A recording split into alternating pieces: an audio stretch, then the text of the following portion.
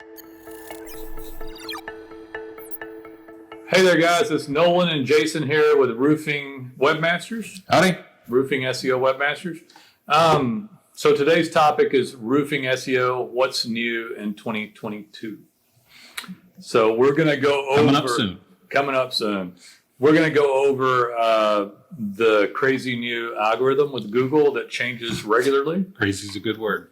And we're going to review best practices, doing the good things that we all know and why. We're going to review base content and hyper great additional content and explain that to you. And that's about it. You want to get into it? Let's get into it. All right. And we're going to try to make this one a little shorter, maybe. We're going to try not to ramble. Yeah. Well, I don't think it's going to work. I'll start out by rambling a little bit. I was about to say, you're doing it right now. My business coach basically said that if you're going to ramble, then have some specific structure to it. And then someone else told me recently that a video doesn't need to be as long anymore, but a podcast could be if it's interesting. Okay. If there's more than one person. Both these were pretty pensive characters. One of them was, he knows who he is. Yeah, I know you know. All right. So the biggest change that's occurred, and I think this is, is that the algorithm changes regularly. Yeah. Like daily. It used to be that major algorithm updates. I mean, I can remember when major updates were once a year. Right. And then they were once a quarter. We've had 8 this year.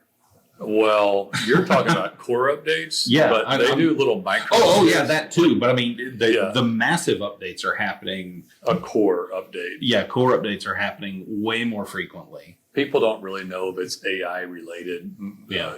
Consensus is it's maybe not an entire AI related item, but in my opinion, and I'll do my best to explain this to everybody, because I think it's important. If somebody has a roofing company or is an agency and they want to understand the algorithm, this is my version of it. So in the olden days, and I used to, since I've done it so long, olden days being 10 years ago. Yeah, being 1 decade. Yeah, 1 decade. But that's a long time for Google. So if you pictured a big, expensive stovetop in a home, like a Viking appliance stovetop or Wolf Range, and you have like 9 burners, each of those were main categories in the core algorithm. And one might be content, one might be links, one might be reputation, one might be branding, one might be social, and one might be like other reviews and signals from other places. And so they turn these burners up and down, and the SEO industry could always go in and go, oh, they're favoring branded signaling this month.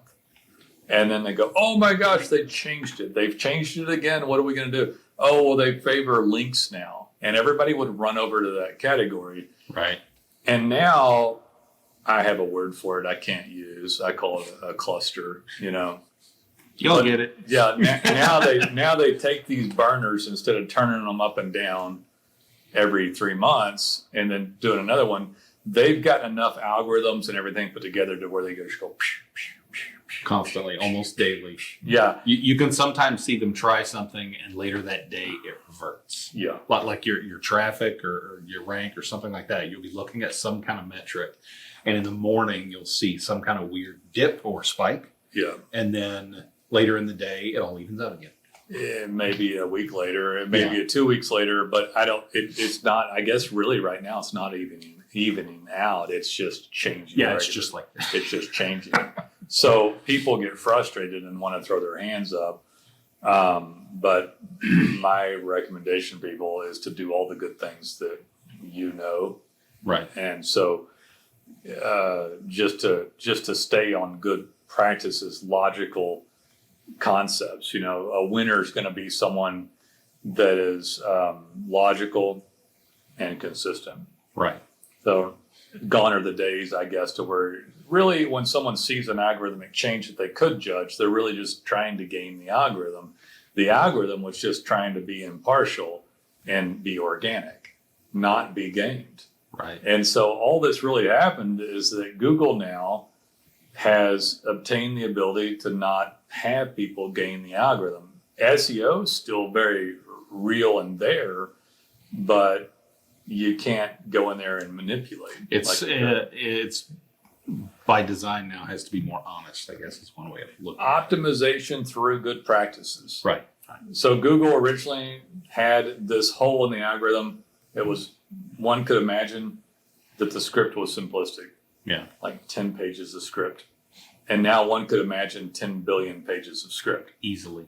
Right. So yeah, and we're not exaggerating on it. We don't know because they don't give us the algorithm. Right. But when they wrote the algorithm, it said anybody who has a link to them for roof replacement Dallas must be popular for the word roof replacement Dallas. And so there was tons of links, and a lot of you guys have heard this, that you need links. Now, links still have a factor, but links are still good. Links are still helpful, but they have to be legitimate. That's the sticking point. You can get into trouble with them. You can have an algorithmic penalty. You can have a manual penalty for trying to game the algorithm. Google for years said, please don't do links. Or they didn't say please. They said, you better not do links. We're going to get you. Yeah. And the fact of the matter is, for the first 10 years they're existing or more, they couldn't get you. They didn't have the means in which to get you. And in about 2012 or 13, they obtained some of those means. They were wagging the finger at everybody while frantically in the background working on how to fix the problem. Going from 10 pages of code to 10 billion pages of code. Right.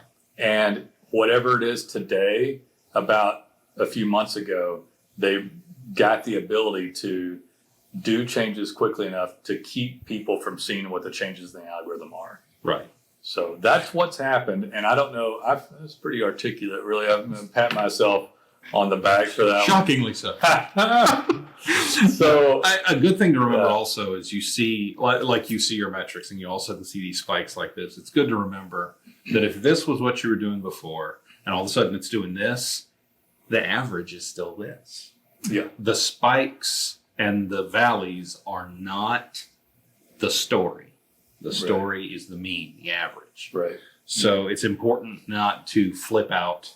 You win the war, not every battle. Right. Right. So I remember hearing this one time, a psychologist talking about if you throw like 7 or 8 dots on a wall, that's the most someone can see and count at the same time. Once it goes to 9 or 10 or whatever. I don't know how many algorithmic signals there are, but the moving parts are such that a human being basically cannot detect them at this point in time. Right. Too many moving parts and too fast for human beings to sit down and dissect it and say, this is what they've done. Because there are whole companies that do nothing but that. And the truth is, here, we've always been that mean company, going for the best practices and maintaining a mixture of those practices. Right. So over the course of time, I think you could easily say that we haven't really had problems like other people have as an agency when there's been changes. Right. I was speaking to a client the other day, and they had read, they'd read something on Twitter about changes to the algorithm, and they were calling to make sure everything was okay. They were just panicking a little bit. And I was like, well, as it happens, these changes are actually in line with how we were already doing things. So you're not going to be adversely affected, and in fact, you'll probably get benefit. And they did. So it's still frustrating when you can't, but people want number one for every keyword all the time, and no one ever has had that. Right. So on this topic of do all good things you know, I would continue reviews and reputation. That's not only on Google, but other platforms as well. Just because people trying to sell you marketing have stopped talking about it as much doesn't mean you shouldn't do it. Yeah. Because it's still important. Yeah, I don't know if people quit talking about it. I think most marketing companies, but it's not the buzz anymore. It's not. 2 years ago, it was the buzz. True. And the weird thing about SEO is everything you used to do, every legitimate thing you used to do, you still have to do. Yeah. Every year, it's not this replaces this. More just more crap gets added on the pile. Yeah, and the key word there, which you said, was legitimate thing. Right. So if it was a legitimate thing, it's something you do. GMB updates or Google My Business, your map, updates to that. changes to that, legitimate stuff, reviews as well. Google outright come out and said that other reviews help your Google organic ranking. Right. And they continue to make changes based upon other source or other quality source reviews, right? BBB, Yelp, etc. Quality content only. I'm gonna argue, and I've said this before, that you have to have content. People get confused on this. If there's not a category, a page, you're more than likely not going to do well for it. So if you perform, or if you do TPO as a material for commercial roofing, Google doesn't know that. They're not going to show your map, nor they're not going to assume that just because you're a commercial roofer, you do TPO if you don't tell them. Or silicon, or built up, or mod bid, or any of this stuff. Yeah. So you got to have quality content, but you don't want extra trash content. And I'm going to call blogging beginnings of trash content, because it's always done for the purpose of contriving content that someone thinks. I still get calls almost every week from people saying, hey, I'm calling to basically tell you to do blogging for me. Yeah. Do you do blogging? Well, why are you asking that? I'll ask, and they'll say, well, what? I was like, do you think that Google wants you to do blogging? And they'll say, well, yeah. And they'll start to pause. And I said, okay, now I own the company. Are you willing to listen to this for a minute? Yeah, I'll listen to you, Nolan. And go, okay, let's review that you're putting up blogging to try to garner a keyword click, but the content itself is trash. Right? And they go, well, I said, well, okay, let's define it. It's like, so maybe the worst one is best roofer in Dallas, right? Yeah. And keywords about it, around it, or Dallas roofer.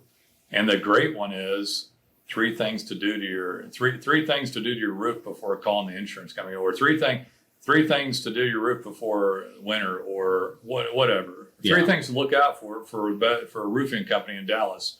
All of them still contrived for the purpose of the keyword, and repeated over and over by 100 different companies. Same essentially content. meaningless. Yeah. So you do need extra content, but it's got to be great content. We might recommend data pins, DATAPINS, data, like data or data pins. That is great content. A hand raised with a geo coordinate showing where you were, custom photos of the job. Photos act as unique content if they're unique. And the caption, like, just did a roof replacement with GF HD Timberline shingles, or did a Firestone TPO for a hotel roof replacement. What I tell clients when they're kind of asking how they should do this when they're using data pins is it should answer the content you put up should answer a question. And the question in this case is, what were you doing and where were you doing it? Right. And it's content relevant. On data pins, that's content that basically nobody has. Or Right. let me rephrase it. It's content that Google does not have in that local city. I have people, we get emails I see come through all the time for clients that are about this brand or that brand or this part or that part, and all that stuff added together for a contractor is huge and equals long tail keywords at number one positions and tons of extra phone calls. So it's still like content, and you still need the base good content, but it needs to be great content. And I've been calling for an end to blogging for about a year now. Yeah. I think we're not to a point of penalty yet, but we have seen Google stopping. They'll spider or crawl it, but not cache or copy it, so it doesn't exist. Yeah.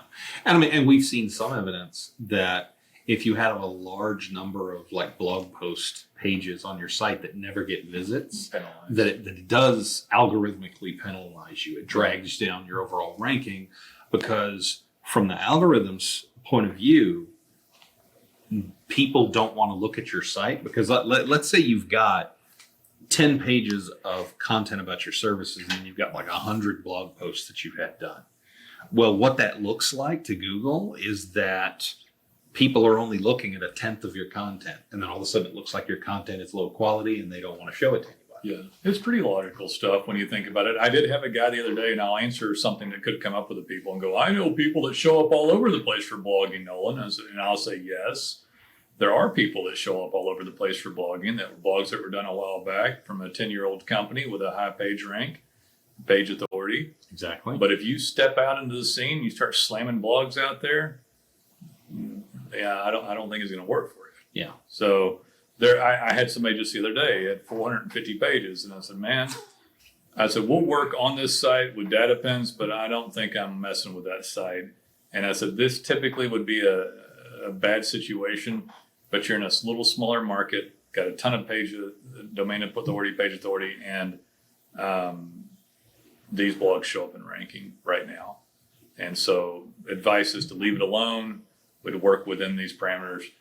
I don't know if we signed them up or not, but it was a big honking mess. And when someone goes to 450 pages as a roofer, does someone need a 5-page roofing site? No, absolutely not.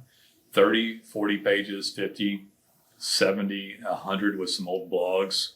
Once you start going into the hundreds, it's algorithmically potentially a red flag for Google to look at it and go, why is this site so big? Yeah. What is all this content for when everyone else has an average of a 10-page site? When you have an average of a 10-page site and somebody has like a 40-page site, that's probably just an authoritative website. Right. But when they go from 10 pages to 450 pages, it's like, how much can you talk spammy. about roofing in Dallas? Yeah. Can you talk about that for 400 pages? Yeah, 50 pages and you do everything commercial and residential, fine. Yeah. You wrote 50 blogs at one time, fine. But you got some city pages that wanted 75 or 80. Okay. But at some point in time, the content becomes trashy. Right. And even this guy had trashy content. And we were reading the titles because he was hail damage in this city, hail damage in that city. I was like, and then he had some really phenomenal ones that were custom written. It was an odd assortment of stuff, but it optimized. So, yeah. Anyway, all right. So quality content, and then let's recap. So, what we talked about, so the algorithm changes regularly. Don't beat yourself up about it. Do the quality good things you know to do and continue them. Right? So do the quality good things you know and continue them. Don't obsess. A one-day dip is not a trend. It does not mean you did something wrong. Is the algorithm finally getting out from under getting gamed by people that tried to game it? That's all it is. Maybe. It's more sinister. They're coming to take over the robots. Yeah. RoboCop. Or what's the other one? There's a Will Smith. Right, better content. What's the one with Will Smith in it? I can't. iRobot. iRobot. There's a one with Joel Osment, the kid that was a robot. Oh, AI. Is it AI? Yeah, that's a weird one. That's a weird movie. Anyway, but yeah, mostly it's going to be fine. Ups and downs. Do the good stuff you know to do. The stuff we just talked about: reviews, GMD updates, quality content only, other signals off other platforms, reviews from other places, some of your social media. Just continue the good stuff that you do without investing a ton of money into all of it. A little bit of money for SEO. You still need all that. I want to leave it with this: organic keywords, your content on your website, your map rankings, your reviews, your reputation is still the vast majority of clicks. SEO is alive and well. This organic side of things connected with search engine optimization, done in a quality way with a variety of good things being put onto it, is still what you need to be focused on. Without it, it's just going to cost too much for all the clicks. Right. Yeah. To get the clicks the other way will put you out of business. Yeah. So there you go. On my business coach's advice, we told everybody what we were going to say. We said it. And then we recapped. it. Keep my ADD brain on track. I think at least I'm not so ADD that I won't talk to that person right then when they criticize me, but I'll review it later and I'm like, was that directed directly at me? Yes. I think it might have been. So I hope you enjoyed it. We'll see you next time around. Take it easy.